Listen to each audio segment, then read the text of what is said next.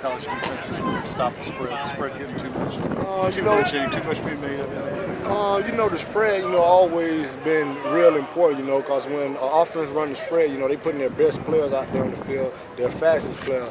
So I feel, in order to stop that, the defense have to put their best players out there to perform, the fast people, more athletic and things like that to stop the spread. I mean, we're starting to look at safeties that look like linebackers, cornerbacks that look like receivers. Yeah, basically, that's basically what it's going to, to stop the spread, that's basically what it's going to have to boil down to, because, you're going to need people to run.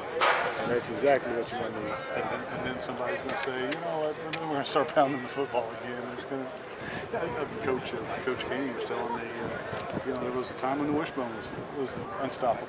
People stopped it. Yeah, well. There was a time when the power eye was unstoppable. People stopped it. Well, I think, every formation, can be stopped, You just got to have, the right plays called, the right coaches on the field. The right players on the field and the right plays called.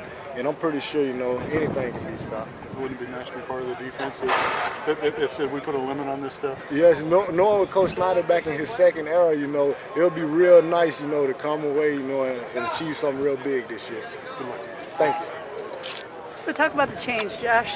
Talk about having Coach Snyder here, and I see you still have sporting some long do. What's up with that? I hear other fellas say they got to get rid of it. Yeah, Coach Snyder don't like your hair hanging out, but I find a way, every day to tuck it in. If you tuck it in, you'll be okay. But with Coach Snyder here, he came in, he changing everything, but I think he's changing it for the best. So, and all the players have bought in, so I think we're going to do pretty good this year. You guys good? Yeah. Is there as much pressure on you, Josh, as there has been in your college football career now, since you're kind of the elder statesman, the guy that's been through all the battles? I won't say there's a lot of pressure on me because, and the only reason why I won't say there's a lot of pressure on me because I have a lot of confidence in the players that's playing around me, players like Emmanuel, Tyson, Courtney Herndon. I feel that it won't be as much pressure on me because those guys are going to go out every week and perform.